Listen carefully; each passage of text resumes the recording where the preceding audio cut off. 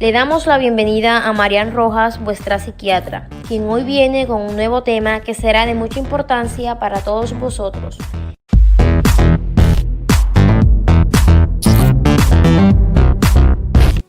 Voy a darles 7 consejos rápidos, pero explicados para que ustedes lo hagan con sus hijos, con sus nietos, con los alumnos de su colegio, si es el caso.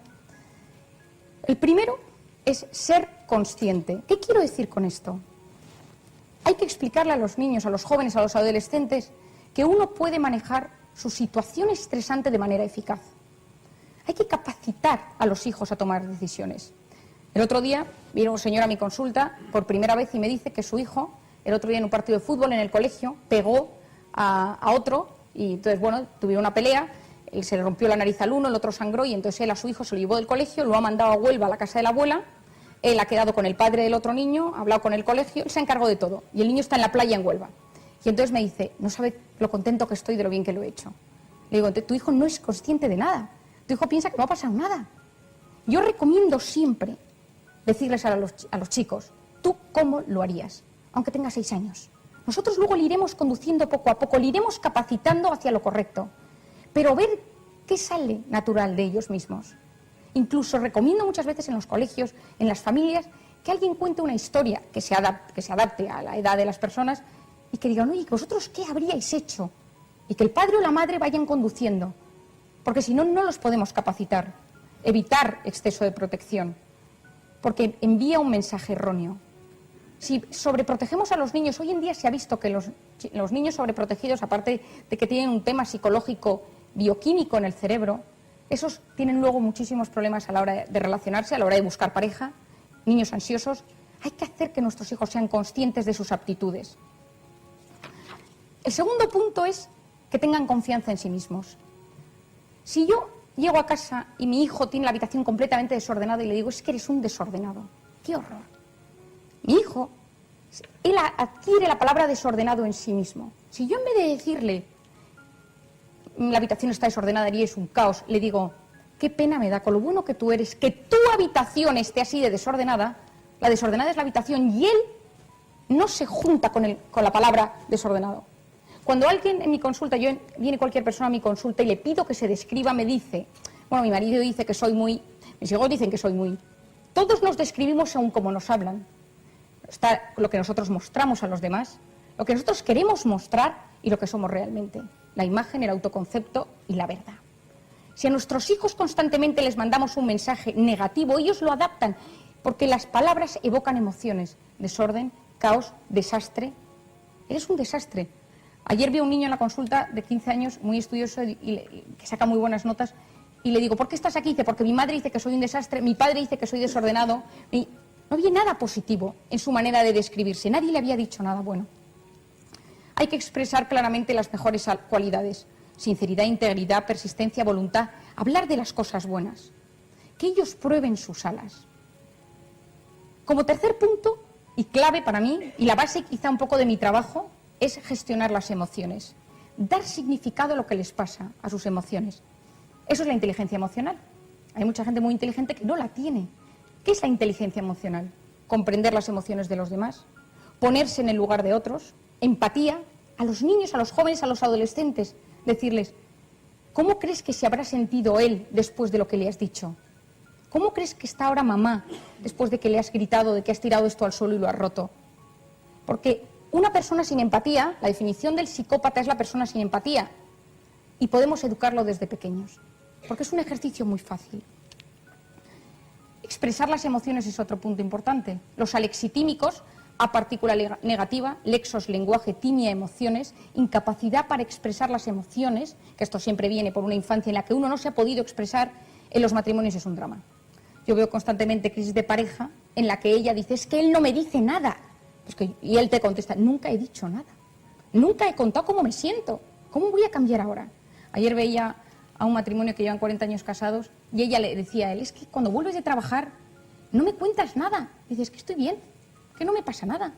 Que saber que los hombres y las mujeres en este sentido son muy distintos. Ellos tienen la gran suerte, los hombres, y yo lo digo como una virtud, que tienen un cuarto vacío en su cerebro donde pueden estar de vez en cuando sin pensar en nada.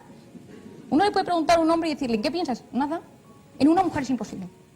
Porque el cerebro del hombre son cajitas. La cajita del fútbol, la cajita del trabajo, la cajita del dinero, la cajita, la habitación blanca, que la llamo yo, que es donde van de vez en cuando y no piensan en nada. Tengo un paciente muy simpático que me dice siempre que tiene pánico de que su mujer entre en su cuarto blanco y lo decore. Las mujeres tenemos un cableado y nuestra mente funciona de otra forma. El cerebro del hombre y la mujer está dividido en dos hemisferios, el hemisferio derecho y el hemisferio izquierdo. Eso lo tenemos igual. El derecho es el de las emociones, el izquierdo es el analítico, el racional. Y entre medias existe una unidad anatómica que se llama el cuerpo calloso. Pues la mujer tiene más fibras que unen el derecho con el izquierdo. Y el hombre tiene más fibras que van dentro de cada hemisferio. Por eso el hombre se concentra mejor en una tarea y la mujer pasa del hemisferio derecho al izquierdo constantemente. Si un hombre está viendo un partido de fútbol y está integrado en la televisión, hemisferio derecho, y su mujer le dice, no te olvides de pagarme la compra, hemisferio izquierdo, al cabo de un rato el mensaje llegará, pi, pi, pi, con más lentitud. La mujer puede estar pensando hemisferio derecho e izquierdo constantemente. Yo suelo comparar, y lo digo porque creo que en muchos momentos es un problema para la mujer, que nunca le cuesta mucho más relajarse que al hombre, que el sistema cerebral de la mujer es como un sistema 4G de velocidad, y el del hombre es más tipo fax. Lo digo con todo el cariño del mundo, ¿eh? La mala gestión de las emociones, tanto en los niños como en los adultos, produce enfermedades. Las migrañas, los dolores, todo eso es la somatización de algo que está dentro, que nos preocupa y que no lo sacamos. Y que no sabemos sacarlo porque no podemos, porque es muy difícil, porque no tenemos la persona o porque no tiene una solución fácil. Pero tenemos que saberlo. El cuarto punto es educar la voluntad. Cuando yo era pequeña en mi casa había una frase, que yo me acuerdo que se la oía decir a mi padre casi todas las semanas, que era: una persona con voluntad llega más lejos que una persona inteligente. Todos en mi casa queríamos saber lo que era la voluntad, una cosa que tanto se decía. La voluntad es orden, constancia. Desde pequeños, es la inclinación o intención de dirigirse a algo. Es posponer la recompensa. El más claro ejemplo que yo tengo de voluntad es el tema de las oposiciones. Sin saber qué va a pasar, uno se encierra 2, 3, 6, 8, 10 años por una recompensa que puede o no puede llegar. Eso es tener voluntad. No analizar cada día qué puede pasar o qué no, sino uno pensar a largo plazo. Que tengo aquí un experto en este tema, ¿no? Con Honorio. Decía Albert Einstein, te lo dedico, Honorio, hay una fuerza motriz más poderosa que el vapor, la electricidad y la energía atómica, que es la voluntad. Esto ya lo decía Einstein. La voluntad es la clave, es la puerta que se abre. Hace pocos meses ha publicado Walter Mischel un libro muy interesante que se llama El test de la golosina. Él, en los años 70, hizo un experimento. Él puso a niños de 4 años delante de un plato con una gominola. Y en el plato de la derecha había un plato con 2 gominolas. Les dijo que se podían tomar una gominola, pero que si esperaban 10 minutos le daba el plato de las 2 gominolas. Y apuntó todos los datos y lo siguió durante 40 años. Y ahora ha publicado el libro Walter Mischel, que es profesor de la Universidad de Columbia en Nueva York, en el cual ve que la gente que en ese momento esperó a la segunda gominola, estoy hablando de 4 años, sus vidas profesionales eran mejores. Sus vidas personales eran mucho más, había menos tasa de divorcios, no tasa de separaciones y menos consumo de drogas. La voluntad se ejercita desde que uno es pequeño. Quiero, para hablar del tema de la voluntad, sí que me interesa contaros una anécdota con la que yo estoy estudiando mucho ahora para que vosotros entendáis la importancia de la voluntad, que muchas veces no dejan de ser actos repetidos de algo. Repetir un tema, estudiar, sentarse, varios hábitos. En el año 2005, Álvaro Pascual Leone publicó un artículo en la revista Neuroscience muy interesante. Él puso niños a tocar el piano y les enseñó una melodía con 5 dedos.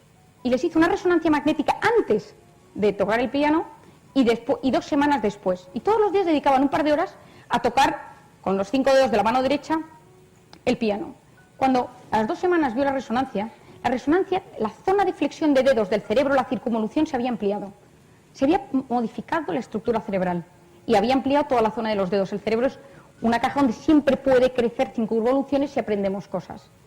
Pero lo más curioso de todo, y esto me lleva a mi quinto punto, es que al lado había puesto un grupo de niños que les observaban mientras tocaban el piano y se imaginaban que ellos tocaban el piano, pero no lo tocaban, los dedos no se movían.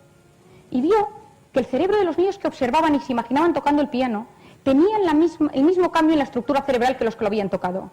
Es decir, que la imaginación de algo altera nuestro cerebro. Nuestro cerebro se altera cuando pensamos. El quinto punto, que quiero llegar y lo voy a enlazar con esto, es educar a nuestros hijos en el optimismo. Si la felicidad no deja de ser una interpretación de la realidad, todo puede verse en clave de derrota o en clave de éxito. Guiar a los hijos a desarrollar estrategias de afrontamiento y optimismo. ¿Qué se vio en esto? Y esto es un tema que me parece muy interesante y yo cada vez... que el optimismo, la ilusión y la imaginación están muy ligados. Una persona sin ilusiones no puede ser feliz. Un niño sin ilusión no es feliz. Y hay que constantemente preguntarles, ¿qué te ilusiona? ¿Qué quieres? No hay felicidad sin ilusión, no existe. Y la imaginación. Si con la imaginación creamos, antes en el cerebro del ser humano, si se le pone una resonancia magnética y se le dice, imagínate ahora mismo que te llaman a decir que hay un incendio en tu casa y que se te ha quemado la casa. Solo con imaginarlo y vivirlo, el cerebro se daña. Empieza a soltar cortisol, hormona del estrés y deterioro de ciertas zonas del cerebro. Si a esa misma persona se le dice, imagínate que te han tocado 20 millones de euros y puedes hacer lo que quieras con ellos, y empiezas a imaginarlo, solo con imaginarlo sube la hormona de la dopamina, la hormona de la serotonina, que son las hormonas de la felicidad. Solo con pensarlo. Ya decía en su momento Einstein que la imaginación es más importante que el conocimiento. Incluso Wagner decía que la imaginación es la que crea la realidad. Picasso decía, yo pinto los objetos como los imagino, no como son en realidad. Tenemos que educar a nuestros hijos en creatividad, en imaginación, porque altera el cerebro. Ser imaginativos lo altera y aumenta zonas del... Se produce una neurogénesis. Si una persona se levanta con optimismo por la mañana, niño, adulto, adolescente, joven, persona mayor, solo por pensar por la mañana que el día nos va a ir bien...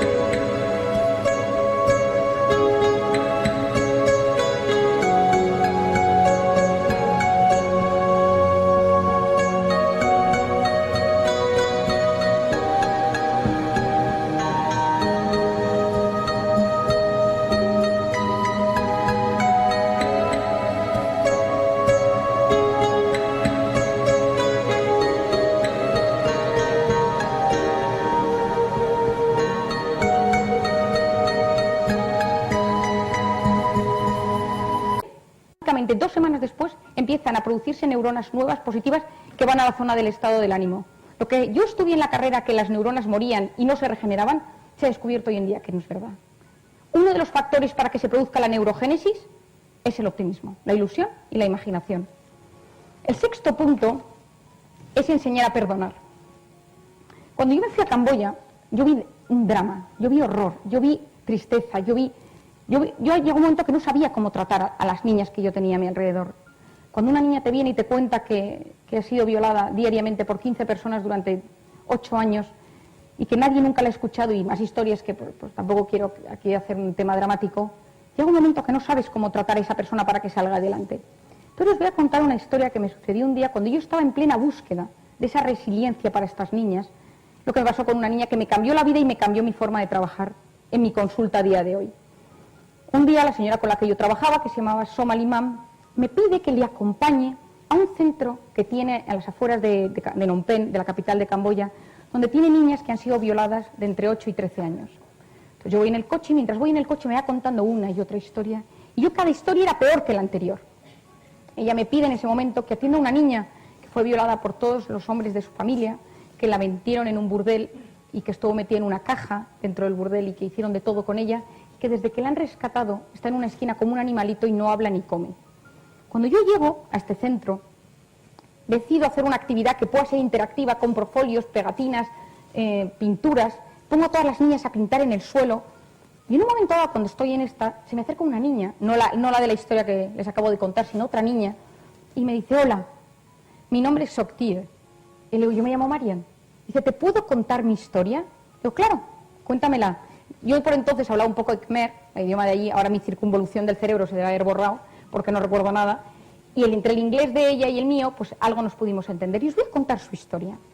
Ella fue llevada por su abuela, ya vivía con su abuela, a un americano que vivía, que había muchos negocios en Tailandia, en Vietnam, en Camboya, textil, bueno, que les voy a contar que no sepan. Y entonces un empresario americano se había instalado en Camboya. Mucha gente pobre, llevaba a sus hijos para que estuvieran en los jardines, para que cocinaran, para que limpiaran la casa, y la abuela de esta niña la llevó a la casa y le dijo, lava, plancha, lo que te pidan. Y le dieron $200. Y estuvo allí.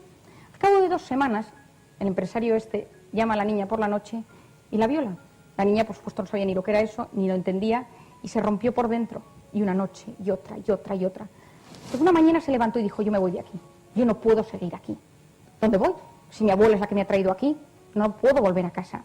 Y se acordó que cuando era pequeña había un señor de indio que iba por el barrio de ella, que era muy pobre, y le repartía arroz. Y que alguna vez por jugar le había seguido y sabía dónde vivía. Saltó de la casa, se fue a ver a este señor.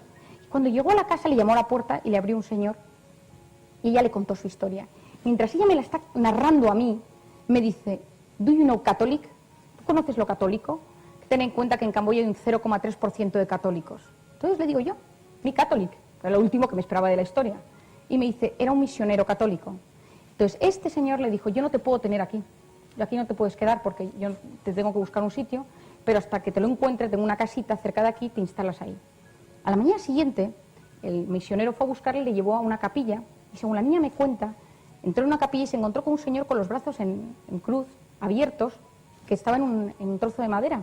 Y le dijo al misionero, ¿quién es este? Le dijo, se llama Jesús.